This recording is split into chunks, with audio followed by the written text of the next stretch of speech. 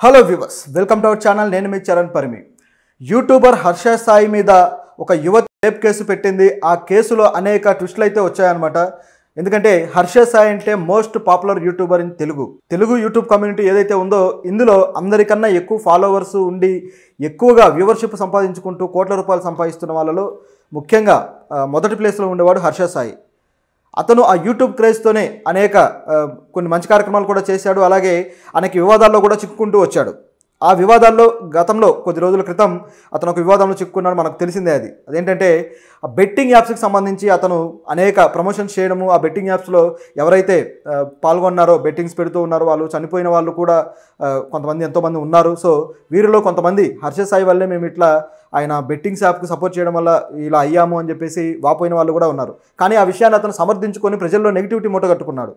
ఇదే క్రమంలో ఇప్పుడు సడన్గా మరొక అమ్మాయి వచ్చేసి హర్ష సాయి మీద కేసు పెట్టడం జరిగింది.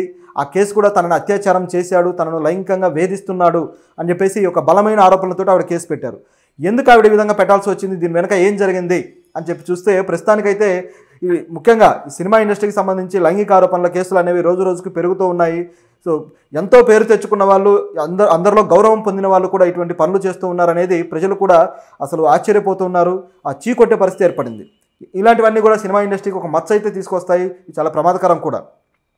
అయితే ఇందులో హర్ష సాయికి సినిమా ఇండస్ట్రీకి ఏంటి అంటే, హర్ష సాయి గతంలో ఒక సినిమా అనేది తీశాడు. ఆ సినిమా పేరు మెగా, అంటే మెగాలోడాన్ అనే ఒక టైటిల్ తోటి, ఒక ఫిష్ ఉంటుంది కదా, ఆ ఫిష్ టైటిల్ తీసుకొని పెట్టడం జరిగింది. సో ఈ మెగా అనే సినిమా అతను ఒక గ్లిమ్స్ కూడా రిలీజ్ చేసి బాగా మంచి ఒక లాంచింగ్ ఈవెంట్ లాగా అద్భుతంగా చేశాడు. ఆ ఈవెంట్ కూడా బాగా సక్సెస్ అయింది. అలా చేసిన తర్వాత ఆ సినిమా కొద్ది రోజులుగా దాన్ని ఊసే లేకుండా పోయింది. ఇలాంటి టైంలో సడన్గా ఒక మహిళ వచ్చేసి నార్సింగ్ పోలీస్ స్టేషన్లో కేసు పెట్టింది. అయితే ఆవిడ పెట్టిన కేసు ఏంటంటే, హర్ష సాయి ఈ మెగా అనే సినిమాకి సంబంధించిన కాపీ రైట్స్ కోసం నన్ను వేధిస్తున్నాడు అని. ఆవిడ ఆ సినిమా కోసం ప్రొడ్యూసర్స్లో ఆవిడ కూడా ఒకరు. సో ఆవిడ ఆ సినిమా కోసం డబ్బులు ఖర్చు పెట్టారు. సో దాంట్లో భాగంగా ఆవిడ కూడా ఆ సినిమా రైట్స్ అయితే ఉంటాయి. అయితే ఇందులో హర్ష సాయి కేవలం తన సొంత డబ్బు పెట్టాడని అందరూ అనుకున్నారు. అది మాత్రమే కాదు, ఇటువంటి వాళ్ళ నుంచి కూడా డబ్బులు సేకరించి అందులో పెట్టడం జరిగింది.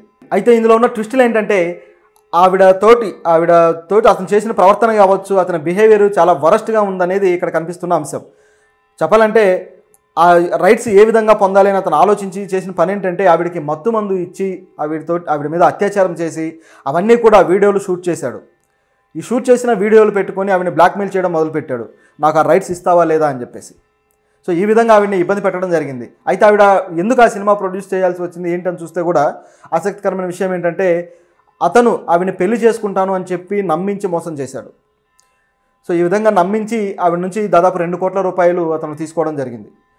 సో ఇది ఇందులో జరిగిన విషయం. అయితే ఆ తర్వాత కూడా పలుమార్లు ఆ వీడియోలు నేను బయటకు తీసుకొస్తానని బెదిరిస్తూ ఆవిడ మీద అనేకసార్లు అత్యాచారాలు అయితే చేశాడు. ఆ తర్వాత ఇక అది మరీ ముదిరిపోయింది, ఇక లాభం లేదని చెప్పేసి ఆవిడ ఇట్లా పోలీసులను ఆశ్రయించడం జరిగింది. ఆవిడ పెట్టిన సెక్షన్లు కూడా చూస్తే చాలా బలమైన సెక్షన్లు పెట్టారు. 376 ఏదైతే జానీ మాస్టర్ మీద ఆయన అసిస్టెంట్ పెట్టారో అదే సెక్షన్లో ఈవిడ కేసు పెట్టడం జరిగింది. దాంతోపాటు మరికొన్ని సెక్షన్లు కూడా ఉన్నాయి. అవేంటనేది ఒకసారి చూద్దాం. 376N 354 అనే సెక్షన్ల కింద కేసులు నమోదు చేశారు. సో ఇప్పుడు నార్సింగ్ పోలీసులు హర్ష సాయిని గాలిస్తున్నారు. అతనైతే ఇప్పుడు ప్రస్తుతానికి అబ్స్కాండ్ అయి ఉన్నాడనమాట. అతని ఆచూకీ ఎక్కడా తెలియట్లేదు. సో అతన్ని గాలిస్తూ ఉన్నారు. అతనితో పాటు ఆయన తండ్రిని కూడా గాలిస్తున్నారు. సో ఆయన కూడా ఎక్కడ ఉన్నాడు ఏంటనే ఆధారాలు అయితే కనిపించట్లేదు. నిన్నటి నుంచి ఆయన తండ్రి కూడా కనిపించకుండా వెళ్ళిపోయాడు అనమాట. ఆయన మీద కూడా ఈ కేసు నమోదు చేయడం జరిగింది. ఎందుకంటే సినిమాకి సంబంధించి ఏవైతే రైట్స్ ఉన్నాయో రైట్స్కి సంబంధించి ఆయన మీద కూడా ఆ కేసు అయితే బుక్ చేశారు. మొత్తానికి వీళ్ళిద్దరూ తండ్రి కొడుకులు అబ్స్కాండ్ అయిపోయారు. సో ఎక్కడికి వెళ్ళారనేది పోలీసులు బృందాలను పెట్టి విశాఖలోను అలాగే హైదరాబాద్లోను అలాగే కొన్ని ప్రాంతాల్లో గాలిస్తూ ఉన్నారు. సో బహుశా త్వరలోనే పట్టుకుంటారు. ఆయన తండ్రి పేరు రాధాకృష్ణ.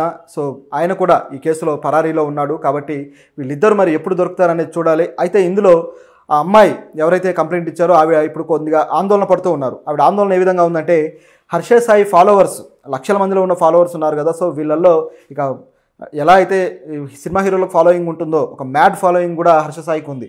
సో దాంతో ఆవిడ భయపడుతూ ఉన్నారు.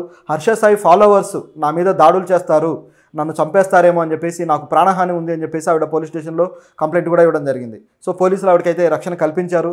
మరి ఈ కేసు ఎక్కడి దాకా వెళ్తుంది, అసలు హర్ష సాయి ఎందుకు ఈ విధంగా ప్రవర్తించాడు అంటే, ఇప్పటిదాకా అతను చేసిన సామాజిక కార్యక్రమాలు ఇవన్నీ కూడా డబ్బు సంపాదించడం కోసమే ఉపయోగించుకున్న పావుల అనే ఇదైతే వస్తుంది.